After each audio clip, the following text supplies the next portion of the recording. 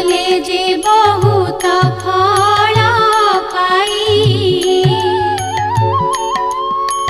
ए ओषार उपवास जेहु से करिबा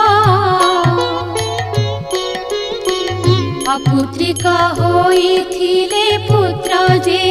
पाइबा जेबे कुष्ठ व्याधि बांछि मरछि होइबा